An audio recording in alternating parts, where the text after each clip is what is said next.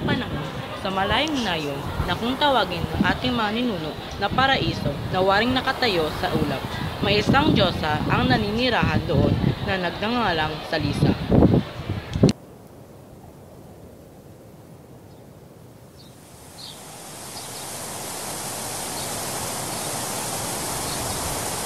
Salisa ang nangangasiwa sa ating kalikasan noon at magpahanggang ngayon. May taglay na kagandahan sa Salisa at bukod dito ay napakamakapangyarihan rin.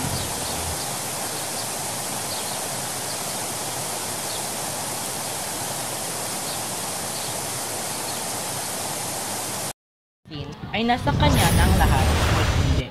Araw-araw, tumatangis si Salisa dahil sa labis na kalungkutan na sani na pag-iisa at mas lumala ito tuwing nasisilayan niya ang mga tao na may katuwang sa kanyang buhay.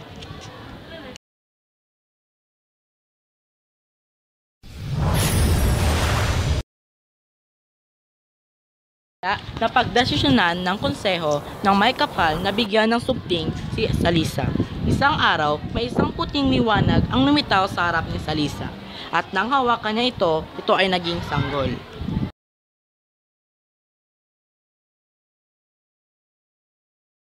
At pinangalang Apo. Isa po ng taglay ang kagandahan ng kanyang ina, liksi sa pakikipaglaban at ang kapangyarihan nito, ngunit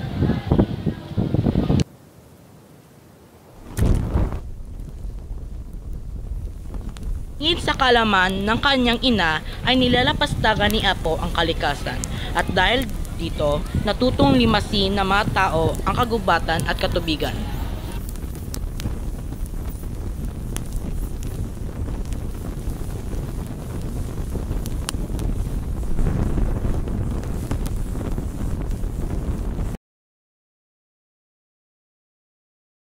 Ika nga nila walang sekretong hindi nabubunyag.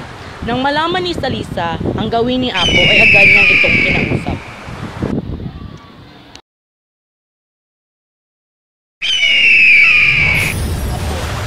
Ano po iyon, Ina? Nais kong mag-usap tayo ng Sarinlan.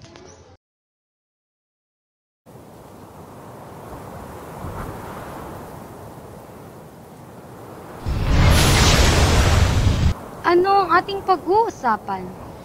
Nais kong ipaliwanag mo ang kalapastangang iyong ginawa. Ha?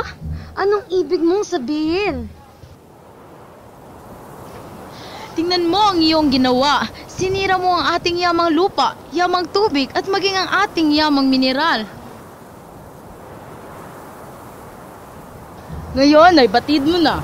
Nababagot lamang ako, kaya ko ayun nagawa. Kung nababagot ka, sana'y tumulong ka na lang sa akin sa pangangasiwa sa kalikasan at nang hindi ko sana natanggap ang kalatas mula sa itaas.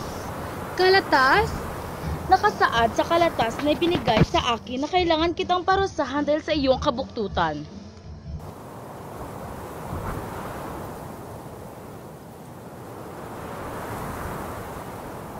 Ina, nagmamakaawa ako. Huwag!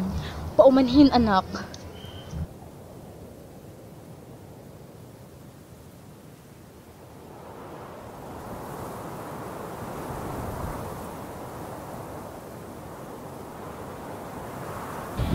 Isinumpang maging isang bundok si Apo upang maranasan niya ang kabuktutang kanyang ginawa. Sa kinalaunay, ninawag ito mula sa kanyang pangalan na Apo.